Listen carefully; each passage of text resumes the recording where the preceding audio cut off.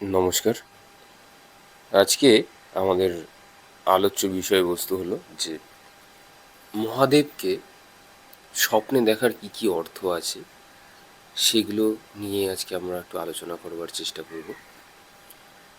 প্রথমেই বলে রাখি, এটা আমাদের শ্রাবণ মাস চলছে, তো আজকে আবার সোমবারও। তো সেই অর্থে আজকে মহাদেবকে নিয়ে একটু বিশেষ আলোচনা করা যেতেই পারে। তো সেই হিসেবে আজকে এই টপিকটা আর কি চয়েস করা হয়েছে। বলে রাখি, যারা অ্যাস্ট্রোলজিক্যাল কনসালটেশনস বা গাইডেন্স নিতে চান, বা যারা অ্যাস্ট্রোলজি শিখতে চাইছেন, বা যারা মেডিটেশনের জন্য গাইডেন্স নিতে চাইছেন, তারা অবশ্যই চ্যানেলে ডিসক্রিপশন দেওয়া নাম্বারে অবশ্যই যোগাযোগ করবেন। চলুন শুরু করা যাক। দেখুন, পার্টিকুলারলি আমি দেখেছি, যখন মহাদেব না স্বপ্নে আসে একদম প্রথমে কাউকে, বেশিরভাগ সময় দেখা গেছে তারা না মন্ত্র দীক্ষা পায়। আমরা যেহেতু গুরুর কাছ থেকে সবসময় মন্ত্র দীক্ষা পেয়ে অভ্যস্ত, ফিজিক্যাল গুরু, কিন্তু মহাজাগতিক গুরুও আছে। তো যে ব্যক্তি না যখন স্টুডেন্ট রেডি থাকে, যখন রেডি থাকে বা ছাত্রী যখন রেডি থাকে, তখন বলাই বাহুল্য আমাদের জাগতিক গুরু আসুক বা না না আসুক আপনার জীবনে, মহাজাগতিক গুরু অবশ্যই আসবে। আপনার জীবনে যদি লেখা থাকে প্রারব্ধে যে আপনি গুরুর সান্নিধ্য পাবেন, সেখানে কিন্তু লেখা নেই যে আপনি জাগতিক গুরু পাবেন বা মহাজাগতিক গুরু পাবেন। গুরু আপনি পাবেন। তো তখন সেই গুরু এসে আপনাকে না দীক্ষা দিয়ে যায়।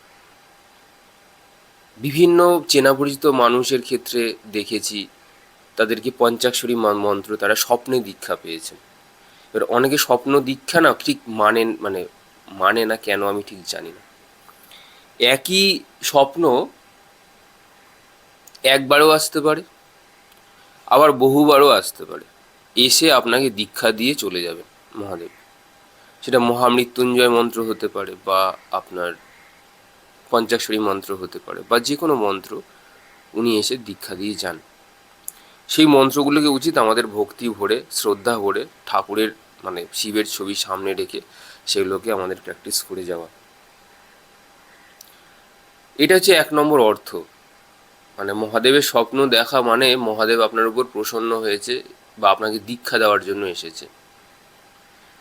দু নম্বর পয়েন্ট হচ্ছে গিয়ে আধ্যাত্মিক জাগরণের নতুন সূচনা করে। এই যে ধরুন, আপনি কোনো মন্ত্র হয়তো আপনি ধরুন কোনো জপ টপ হয়তো করতেন না, কিন্তু হঠাৎ করে মহাদেবের এই অকস্মাৎ আবির্ভাব আপনার জীবনে একটা নতুন সূচনা করছে আধ্যাত্মিক জীবনের। যে তুমি যেই হও, তোমার নাম ধরে বলছে, তুমি এই মন্ত্রটা তুমি জপ করবে।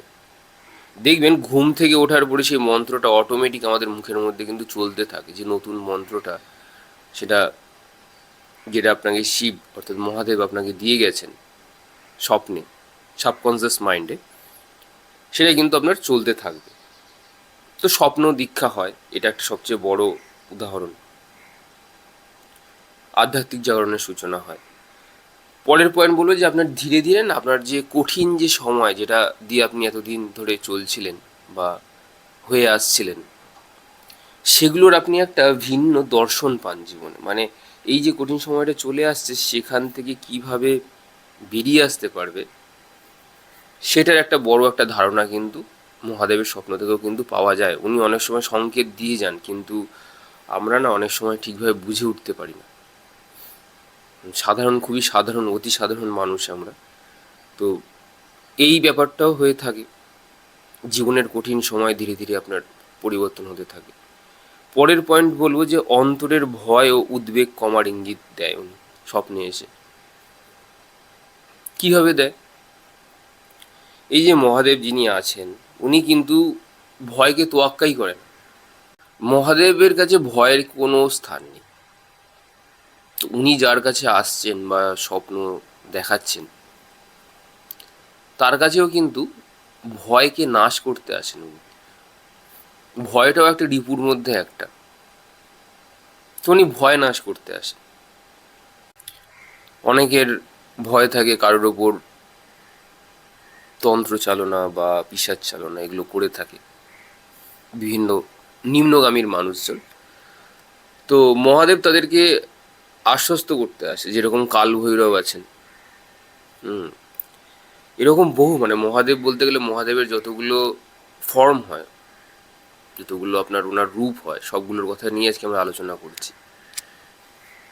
তো সেখান থেকে তার ভক্তকে বেরিয়ে কিভাবে আসবে সেই পথের সন্ধান কিন্তু তিনি দিয়ে দেন। পরের পয়েন্ট হচ্ছে কি, ব্রহ্মচর্য, আত্মসংযম, এগুলোর প্রতি উনি অনেক সময় বার্তা দেয়, বোঝাতে চায়।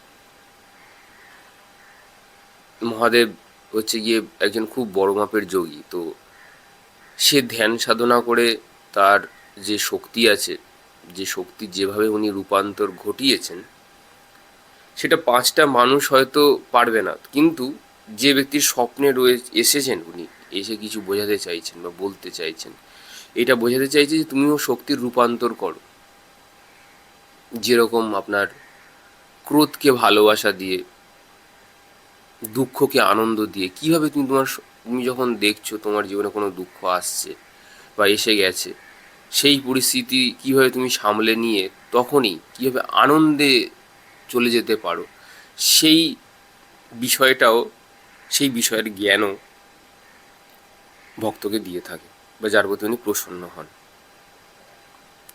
পরের পয়েন্ট বলবো যে ধ্যান এবং সাধনার প্রতি গভীরভাবে যাওয়ার জন্য আহ্বান করেন উনি। এরকম একজন স্বপ্ন দেখেছিলেন যে সে যখন ঘুমোচ্ছে তখন সে দেখছে তার দরজাটা খুলে একটা বিশালকায় একটা মানে শরীর ঢুকলো। তার ওরকম মাথার মধ্যে এরকম জটা রয়েছে, হাতে একটা ত্রিশূল রয়েছে, আর কিছু দেখতে পাচ্ছেন, একটা অবয়ব ছায়ার মতো, বুঝেছেন? তো তাকে বলছে তুমি উঠে পড়ো, তুমি উঠে পড়ো, উঠে বসে পড়ো। ব্যক্তিটা তখন না ভয়ে ঘুম ভেঙে যায়। তো তখন সে যখন ঘড়িটা হাতে নিয়ে দেখে ফোনের, মানে ফোনটা, তখন দেখে যে 4:04 হয়েছে, সকালবেলা, ভোরবেলাতে, ব্রহ্ম মুহূর্তে। অর্থাৎ এই গভীরভাবে ধ্যানে যাওয়ার জন্য উনি আর কি নির্দেশ করছেন সেই ব্যক্তিকে। এরকম বহু স্বপ্ন যদি বলতে যাই তাহলে আজকে এই মানে আরও যে স্বপ্ন আছে সেগুলো আপনার কোনোদিন শেষ হবে না। পরের পয়েন্ট হচ্ছে পুরনো নেতিবাচক অভ্যাস ছাড়ার সময় এসেছে। যে আপনার যদি কোনো ব্যাড হ্যাবিটস থেকে থাকে, অনেকেরই থাকে, অনেক ধরনের খারাপ অভ্যাস থাকে, তো সেখান থেকে বেরিয়ে আসার কথা উনি বলেন, বোঝায়। মহাদেবের স্বপ্ন এটাই বলে যে মহাদেব না ধ্বংসের প্রতীক, বুঝেছেন তো, মানে লাস্টে উনি লয় করেন, করে তারপর নতুনভাবে সৃষ্টি হয় পরে। তাই জন্যে উনি আসা মানে আপনার পুরনো যে ব্যাড হ্যাবিট সেগুলো কিন্তু এক ধরনের ছেড়ে দেওয়ার কথা উনি বলছেন, লয় করার কথা বলছেন, ধ্বংস করে দিন। পরের পয়েন্ট হচ্ছে অহংকার ত্যাগ করার প্রয়োজন আছে। মহাদেবকে তো জানেনি, যে ব্যক্তি অহংকারী সে কিন্তু বহুক্ষণ ধ্যানে বসে থাকতে পারবেন না। মহাদেব প্রায় সময় উনি চোখ বন্ধ করে বেশিরভাগ সময় উনি কাটিয়ে দেয়। তো অহংকারী ব্যক্তি হলে তো পারতো না। তো মহাদেব এসেছে আপনার জীবনে মানে আপনাকে অহংকে নাশ করতে হবে। উনি সমস্ত কিছু, যত রিপু আছে উনি নাশ করার দেবতা, উনি সবকে নাশ করে দেবে। পরের পয়েন্ট হচ্ছে জীবনে বড় পরিবর্তনের সূচনা হতে পারে। এরকমও বহু দেখেছি, জীবনে খুব কষ্টের মধ্যে দিয়ে যেত, বাড়িতে রোজ ঝামেলা, কিন্তু মহাদেবের পুজো করবার পরে আস্তে আস্তে কিন্তু সবগুলো ঠিক হয়েছে। আরেকটা পয়েন্ট এরপরে বলবো যে হারানোর ভয় থেকে মুক্তি। মহাদেবের যখন আপনি পুজো করবেন না, আপনি তখনই না হারাতে থাকবেন। কি হারাতে থাকবেন? এই জাগতিক যত মাটেরিয়াল যত জিনিস আছে, উনি যেহেতু ধ্বংসের দেবতা, উনি না সব কিছুকে লয় করার চেষ্টা করেন, শেষ করে দেওয়ার চেষ্টা করেন। সেটা আপনার ইভেন আত্মার যে জন্মান্তরের যে আর কি প্যাটার্ন, বা জন্মান্তরের যে জার্নি, সেটাও কিন্তু মহাদেবের পুজো করলে পরে কিন্তু নষ্ট করে দেয় মহাদেব, মানে সবকে শেষ করে দেয়। আপনি যদি দেখেন আপনার এখন অনেকগুলো জন্ম বাকি আছে, আপনি এক্ষুনি গিয়ে মহাদেবের পুজো করুন। কী হবে জানেন তো, আপনার জীবনে কষ্ট সামান্য বেড়ে যাবে। মানে কী হবে, আপনার ধরুন কাজ ছিল, কাজ চলে যাবে, বউ ছিল, চলে যেতে পারে, কিন্তু অদ্ভুত একটা শান্তি থাকবে। সবাই চলে যাবে, তারপর আপনার অদ্ভুত একটা শান্তি থাকবে, যে শান্তিটা মানে আপনি পয়সা দিয়ে এটার মেজারমেন্ট করতে পারবেন না। তো উনি কি করছে, আপনার প্রারব্ধকে অ্যাকচুয়ালি না মানে কি করছে, মানে ছোট করে দিচ্ছে। মানে আপনি যত পুজো করছেন তত আপনার যত কর্ম নিয়ে আপনি এসছেন না, সেই কর্মগুলোকে উনি মানে আগুন ধরিয়ে দিচ্ছে আপনার ওয়্যার হাউসে, যাতে আপনাকে না ফিরে আসতে হয়। উনি খুব ভালো কাজ করছেন অ্যাকচুয়ালি। পরের পয়েন্ট আমি বলবো যে সত্যের পথে চলার অনুপ্রেরণা যায়। আমরা জানি যা সত্য তাই শিব, মহাদেব মিথ্যা একদম পছন্দ করেন না। তো যা সত্য তাই শিব, এটা আমরা জানি। ধৈর্য বা অপেক্ষা করবার বার্তা দেয়। উনি বলেন যে খারাপ সময়ের পরেই আস্তে আস্তে তোমার জীবনে পরিবর্তন আসবে, ভালো সময় আসবে। মহাদেবের কাছে মানে খারাপ বলে কিছু হয় না, ওই জন্য উনি শ্মশান ঘাটে উনি বসে থাকেন ধ্যানস্থ হয়ে, ভস্ম মেখে। কেন? উনি বলেন যে খারাপটাও না ওনার কাছে কোনো গায়ে মাখছে না, খারাপটাকে উনি পুড়িয়ে ছাড়খাড় করে ওই ভস্মটাকে নিজের গায়ে উনি মেখে দিয়ে বসে থাকতে পারেন। মানে উনি এতটাই সাহসী। সেরকম হতে বলছে তার ভক্তবৃন্দদেরকে, তার যারা ভক্ত আছে তাদেরকে আর কি সেইভাবে সেই পথে চলতে আরম্ভ বা চলার পথের জন্য নির্দেশ দেয়। পরের পয়েন্ট আমি যেটা বলবো সেটা হচ্ছে নিজের অন্তর্দৃষ্টি বা বিবেকের কথা কথা বলে। বলে যে জগৎ তোমাকে একটা কথা বলছে, তুমি ওই পথে চলো, ওই পথে চলো, কিন্তু তোমার ভিতরের কি শব্দ আসছে, মানে তোমার ভেতরের যে আওয়াজ সেটা তোমাকে কি বোঝাতে চাইছে, তুমি সেই পথে চলো।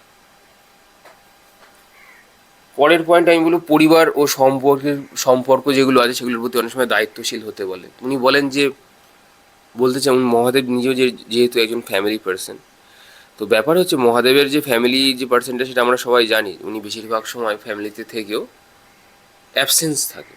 তো উনি না মানে বলতে চায়, এইটা বোঝাতে চাইছে ওনার স্বপ্নের মাধ্যমে, তোমার কাছে ফ্যামিলি থাকতে পারে, তুমি তার জন্য দায়িত্বশীল হও, কিন্তু কথা হচ্ছে ব্যালেন্স রাখো। আমরা কি জানেন তো কি হয়, বাড়িতে ধরুন কারোর সাথে একটা কথা কাটাকাটি হচ্ছে, আমরাও খুব বাজেভাবে কি বলে সেটাকে, ওই তারস্বরে চিৎকার করে যারা আর কি। ফলে কি হয়, আপনার সম্পর্কটা আরও নষ্ট নষ্ট হয়ে যায়। মহাদেব কি করে, মহাদেব সংসারে থেকেও অসংসারী, মানে উনি সংসারে রয়েছেন ফ্যামিলি পার্সন, যখন যেটা মনে হয় সেটা উনি করছেন, কিন্তু বেশিরভাগ সময় ফ্যামিলিতে থেকে উনি কিন্তু ধ্যানস্থ হয়ে থাকেন। অর্থাৎ যত আপনি কথা কম বলবেন ফ্যামিলিতে থেকে, তত সেখানে টাসেলের সম্ভাবনা কিন্তু আপনার কমে যায়। টাসেল মানে হচ্ছে কি, এই যে ফ্যামিলির মধ্যে তর্ক বিতর্কগুলো কমে যায়। তো উনি না ব্যালেন্স আনার কথা বলেন। এই যে ফ্যামিলিতে যে এত টার্ময়েল হয়, আপনি সবই দেখছেন, সবই হচ্ছে, এবার আপনি ছাড়ুন, ঈশ্বরের কাছে ছাড়ুন ব্যাপারগুলো, ছেড়ে আপনি নিজে চুপ করে বসুন। এটাই আপনার কাছে সবচেয়ে বড় পরীক্ষা মহাদেব আসার পরে। পরের পয়েন্ট আমি বলবো যে আপনাকে ডিট্যাচ হওয়ার কথা বলে, ডিট্যাচমেন্ট হওয়ার কথা বলে। অর্থাৎ সংকটের মধ্যে আপনার সংকট এসেছে, সেখানে আপনাকে আশা না হারানোর কথা বলে। উনি বলেন যে তুমি ছেড়ে দাও সব কিছু। মহাদেব তো লয় করার দেবতা অ্যাকচুয়ালি, ধ্বংসের প্রতীক হিসেবে। তো তোমার মধ্যে যা খারাপ আছে ভালো আছে তুমি সব আমার কাছে সারেন্ডার করে দাও, সমর্পণ করে দাও। এবার তুমি নিজে ভালো থাকো, তুমি নিজে চোখ বন্ধ করে বসে থাকো, তাহলে দেখবে তোমার জীবনটা আস্তে আস্তে ব্যালেন্সড বা ভারসাম্যর জায়গায় আসতে পারবে। পরের পয়েন্ট হচ্ছে গিয়ে আধ্যাত্মিক জ্ঞানের প্রতি প্রচুর ঝোঁক বাড়ে। আধ্যাত্মিক মহাদেব এসেছেন মানে ওনার কাছে, উনি দেবাদিদেব মহাদেব, ওনার কাছে প্রচুর জ্ঞান আছে। মহাদেবের স্বপ্ন দেখা মানে আপনি বুঝবেন যে আপনার জীবনে আধ্যাত্মিক ব্যক্তিরা আসতে পারে, বা আধ্যাত্মিক জ্ঞান বয়ে নিয়ে আসতে পারে, বা আপনি গুপ্ত বিদ্যা কিছু শিখতে পারেন। মহাদেবের কাছে প্রচুর হিডেন নলেজ, অকাল্ট নলেজ মানে প্রচুর রয়েছে, প্রচুর। এই জন্য তন্ত্রতেও ওনাকে মানে ডাকা হয় তন্ত্রেরও দেবতা। পরের পয়েন্ট হচ্ছে ভূত প্রেতের থেকে আপনি রক্ষা পাবেন। আপনার কাছে ধরুন প্রচুর প্রেত রয়েছে বা আপনাকে খুব ডিস্টার্ব করছে, তারা খুব, মহাদেব এসে গেছে আপনার স্বপ্নে, মানে এইটুকু আপনি বুঝতে পারবেন যে মহাদেব আপনার উপর প্রসন্ন হয়েছেন এবং আপনাকে প্রোটেকশন দিতে এসছে, রক্ষা করতে উনি এসছেন। তো উনি রক্ষাকর্তা, উনি ভূতনাথ, মানে ভূতেদেরও নাথ উনি। তো উনি যখন আছেন তখন ভূতেদের থেকে আপনার বা প্রেতেদের থেকে আপনার ভয়ের কোনো কারণ নেই, উনি ভূতনাথ। পরের পয়েন্ট বলবো যে ভক্তি, সততা, নিষ্ঠা, এগুলোর কথা বলে। এই যে সোমবারে দেখবেন সবাই কত সুন্দর করে নিষ্ঠা করে, তাকে ও জল অভিষেক করে। তো এগুলো যদি আপনি দেখেন না, মানে স্বপ্নে আপনি জল অভিষেক করছেন এবং আরও মহাদেব রিলেটেড যদি যা যা স্বপ্ন দেখবেন, আপনি ভাববেন যে ঈশ্বর আপনাকে, মহাদেব আপনাকে মনের উপরে কাজ করবার কথা বলছে। কারণ মহাদেব না চন্দ্রশেখর, চন্দ্র অর্থাৎ মন। তো মনকে যে মাথায় করে রেখেছে, মানে মনকে আপনি যখন কন্ট্রোল করা শিখে যাবেন, তখন ভাববেন এটা একটা মহাদেবের একটা আশীর্বাদ। যে ব্যক্তির মন খুব ভালো হয়, মানে মনের দিক থেকে ভালো হয়, মহাদেবের কৃপা ছাড়া সেই মন কোনো ভালো হতেই পারে না। অ্যাস্ট্রোলজিতে কেউ বলেছে আপনার চন্দ্র খারাপ, মনে খুব ডিস্টার্ব যদি হয়, আপনি যান অভিষেক করুন রোজ, এভরিডে। শুধু মানে সোমবার বলে কথা নয়, আপনি রোজ গিয়ে আপনি জল দিন মহাদেবের মাথাতে। মহাদেবের কাছে বসে থাকুন, চুপটি করে বসে থাকবেন, কোনো উচ্চ বাচ্চ কিচ্ছু চাওয়া চাই সব বন্ধ। দেখবেন আপনার আপনি ভালো হয়ে যাবেন, আপনার মন ঠিক হয়ে যাবে। তার পরের পয়েন্ট হচ্ছে গিয়ে আত্মসমর্পণের কথা বলে। মহাদেব হচ্ছে সারেন্ডার। মহাদেব অর্থাৎ যা কিছু নেই। তো মহাদেব আপনার জীবনে এসছে মানে বলে যে তুমি কিছুই নয়, আমি বলে কিছু হয় না। এই আমি সত্তাটাকেও বিসর্জন দিয়ে দাও, তখন তুমি নিজেকে দেখতে পাবে বা চিনতে পারবে, তখন তুমি ঈশ্বরের সাক্ষাৎ তুমি দর্শন করবে। মহাদেব এটার কথাই বলে। তো এইগুলো নিয়ে আজকে আমরা আলোচনা করলাম। অনেকের বিভিন্ন রকম স্বপ্নের ইন্ডিকেশান থাকে। অনেকে কাল ভৈরবকে দেখে, তার মানে কি তার জীবনে কাল অর্থাৎ সময়, এই সময় চক্র, যে দুঃসময় যেটা চলছে সেটা নষ্ট হওয়ার সময় চলে এসেছে। তো এরকম বহু স্বপ্নের ইঙ্গিত আছে মহাদেব আসলে পরে। তো আপনারাও নিজেদের জীবনের সাথে মিলিয়ে দেখুন, অবশ্যই কমেন্ট বক্সে নিশ্চয়ই জানাবেন। আমি সবার কমেন্ট পড়ি, সবার প্রত্যেকের কমেন্ট আমি পড়ি। অনেক সময় রিপ্লাই না দিতে পারলেও আমি কিন্তু তার কমেন্টটা কিন্তু পড়ি। আমার পড়ে খুব ভালো লাগে যে বিভিন্ন আধ্যাত্মিক চেতনার মানুষজনরা চ্যানেলের সাথে সবাই আর কি যুক্ত রয়েছে। সবার চাই খুব চেতনা বাড়ুক, কনসিয়াসনেস, পিওর কনসিয়াসনেসের মধ্যে দিয়ে আপনারা যান এবং আপনাদের খুব উন্নতি হোক। আধ্যাত্মিক দিক থেকে কিছু দেখুন, জাগতিক দিক থেকে উন্নতি হোক বা না হোক, সবসময় চাইবেন আত্মার যেন উন্নতি হয়। আত্মার উন্নতি হলে না আপনার পুরো কায়া পাল্টে যাবে,